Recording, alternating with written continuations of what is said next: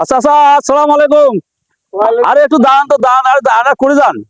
আরে বাবা ব্যস্ত আছে, আমি তো খামার নিয়ে খুব চিন্তায় আছি। খামার? ও, আপনার কি উদ্দেশ্য আছে? আমার উদ্দেশ্য হলো, আমি তো ওই ফেসবুকে দেখতেছি আপনি মানে মানুষ গরুর খামার দেয়, ছাগলের খামার দেয়, হাঁসের খামার দেয়। আপনার গ্রামে একটা ব্যতিক্রম দেখলাম, ছেলের খামার। এই খামারটা আবার কি ধরনের খামার? আমার তো এটা আমি জীবনে শুনি নেই। আসলে বাবা আমি তো ব্যতিক্রম মানুষ। আমি যখন বিভিন্ন ব্যবসায় লস হয়েছে, আচ্ছা, তখন আমি এক জায়গায় যে আমাকে পরামর্শ দেওয়া হয়েছে যে আপনি ছেলের খামার করেন। তোমার ছেলের খামার কিরকম? উনি ওয়ালাইকুম আসসালাম, কিরকম ছেলের খামার? আচ্ছা তা উনি আমাকে যেভাবে বুঝিয়ে দিয়েছে আমি মনে করছি যে এইটা খুব ভালো। আচ্ছা, উনি আমাকে বলছে যে বাবা, বর্তমান যে অবস্থা, যৌতুকের যে অবস্থা চলছে, তাতে গরুর খামার বাদ দিয়ে, হাঁসের খামার বাদ দিয়ে, মুরগির খামার বাদ দিয়ে এই ছেলের খামার। আচ্ছা, আমাকে জিজ্ঞাসা করছে আপনার ছেলে কয়টা? আচ্ছা, আমি বলছি আমার ছেলে তো 8টা।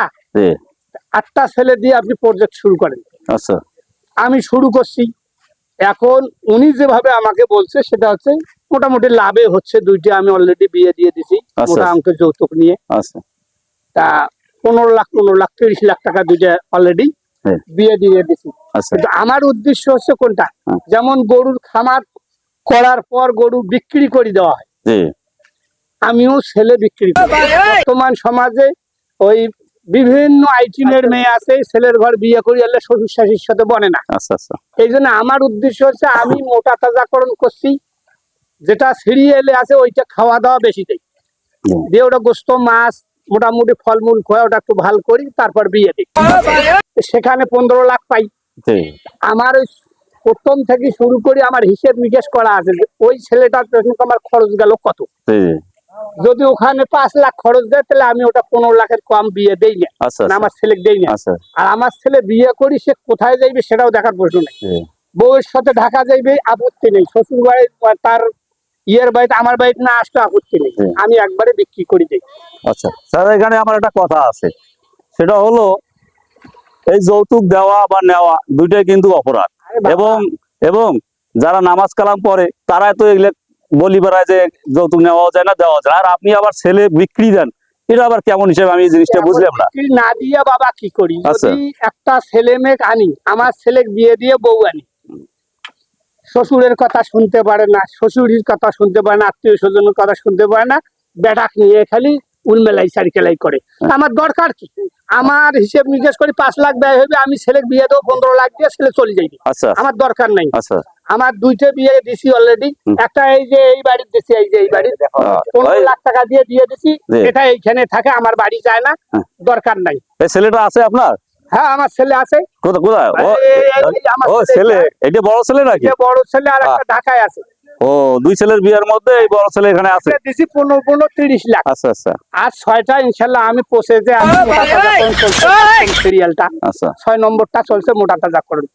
যখন আমার সময় আইছে, যখন আমি ছেলে বিয়ে দেবো, তখন 3 মাস ধরে ভালো করে খোয়াই, বসে সুতি, মানে একটা গরু যেমন মোটা তাজা করে এরকম তাকে আর কোনো কাম কাজে লাগাই না। আচ্ছা, 3 মাস পরে তখন আমি জানিয়ে দিই যে আমি বিয়ে দেবো ছেলে। সবচাইতে যে ব্যবসাগুলি আমি জীবনে করছি, আচ্ছা, এই ব্যবসার মধ্যে সবচাইতে লাভজনক ব্যবসা বাবা আমি এইটা পাচ্ছি। ছেলে আপনার 8টা? আর একটা কথা, প্রশ্ন করছেন, প্রশ্নটার উত্তর না। এই যে যৌতুক নেওয়া দেওয়া হারাম, জি জি, কিন্তু যৌতুক কি বন্ধ হচ্ছে? না, বন্ধ তো হচ্ছে না। কোরআন হাদিসের আলোকে লক্ষ লক্ষ ওই ওয়াজ মাহফিলত আলেমরা বক্তব্য দিচ্ছে যৌতুক দেওয়া হারাম, যদি সন্তান হয় সেটা জারজ। আমার সমস্যাটা কি?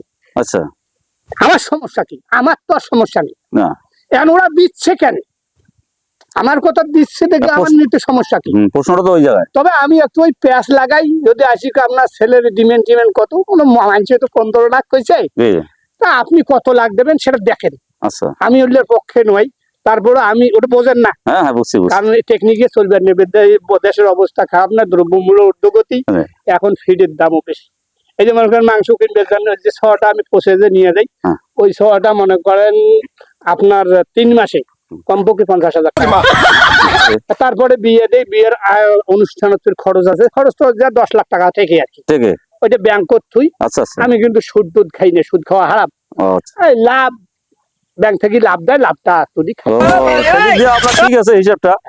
যেহেতু যে 8টা ছেলে যদি 8-10-এ 80 লাখ হয়, 80 লাখ যদি ব্যাংকে রাখেন, তো ইন্টারেস্ট মোটামুটি একটা টাকা আছে। না লাভ আছে, ওটা লাভ, লাভ আছে। সুদ নয়, ওটা সুদ নয়। হ্যাঁ, আমি নামাজ কালাম পড়ি মোটামুটি, ওই জন্য লাভ খান। লাভ খাই, আমি সুদত নাই। ও আচ্ছা, আমার ভালো। জন্য সুদত আল্লাহ না নিয়ে যায়।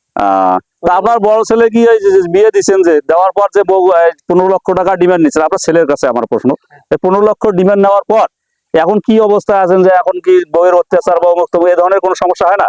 বউয়ের অত্যাচার শ্বশুর ওই আমার বাবার বাড়ি যখন ছিল, হ্যাঁ। ওখানে আমার বাবুক দেখতে পাই না, আমি বউটাও নিয়ে আমি আরেক জায়গায় আছি, বাড়ি করছি ইনশাল্লাহ। আচ্ছা, এখানে পাকা বাড়িটাই করছি, জমি জমা কিনছি, আমি এখানেই থাকি, আমি আর বাবার বাড়ি যাই না। তা ভালো। তা বাপ তো একটা সুব্যবস্থা করে দিছে আপনার। না, বাপ দিছে, হ্যাঁ, যা বাপ পুষিছে, হ্যাঁ। মনে করেন আমার পিছনে আরে খরচ আমি করছে, তো বাপ আমার। স্বাধীনতা বেটার কথা, আচ্ছা স্বাধীনতা আচ্ছা দিয়ে দিছি। আচ্ছা আচ্ছা। ওটা খুঁটি জান না। ও, না না, আপনার বাবার কথা ঠিক আছে, আমার কথায় কাজে মিল আছে। স্বাধীনতা দিয়ে দিছি, আমার তো আর দরকার নেই, আমার বিক্রি করে দিছি, আমি আমার দায় দাবি নেই। না, আমার বিয়ে বিয়ে নিলেও দায় দাবি নেই আমার। আচ্ছা আচ্ছা। আমি শখ বিক্রি করে দিছি, ওই শখ আর তো আমি নেবো না, কারণ আমার দরকার কি। তা যাই হোক, বাবা আসছেন কোত্থেকে? আমি ঢাকা থেকে আসলাম, ওই ঢাকাতে ঠিক আছে।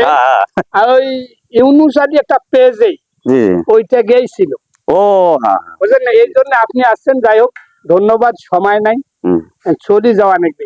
আচ্ছা ঠিক আছে। আমার একটু ওই খামারও যা বড়, আর একটা ওই যে 5 নম্বর যে ছেলেটা, হুম। ওইটাই মোটা তাজাকরণ চলছে, ওটার ওই মাংস টাংস মাছ টাছ ডিম টিম নিবে। তো খরচ তো মেলা যায়। খরচ যাইবি তো রে বাবা, খরচ যাই। আচ্ছা, সারা কি কোনটার লাভ হয়? একটা গরু যখন মোটা তাজাকরণ করে, তখন গরুটা 50 দিয়ে খেললে 20,000 খয়া বেচায় 80,000 90,000, 10-12 টাকা লাভ হয়। কিন্তু আমারটা মোটা অঙ্কের দীর্ঘমেয়াদী প্রজেক্ট, ঠিক আছে ঠিক আছে। মানে মনে করেন 19-18-19 বছরের প্রজেক্ট এটা, এই জন্য খরচটা অনেক বেশি। আচ্ছা, এটা আপনার পার্সোনাল, আমি আপনার একটা প্রশ্ন করি, আচ্ছা, করেন। বউ কয়টা আপনার? বউয়ের কথা না করেন, আমি ঢাকা যা বিয়ে করছি সেটা আবার গেছি, ওই ওই ছেলেগুলো কাঁদছি, হ্যাঁ। বউ করে যায় যাক। ও বাবা, তোমার হিসেব আমার মারাত্মক হিসাব। মানে আমার ওই টেকনিক করি চলা দেখবি, দেশের পরিস্থিতি ভালো।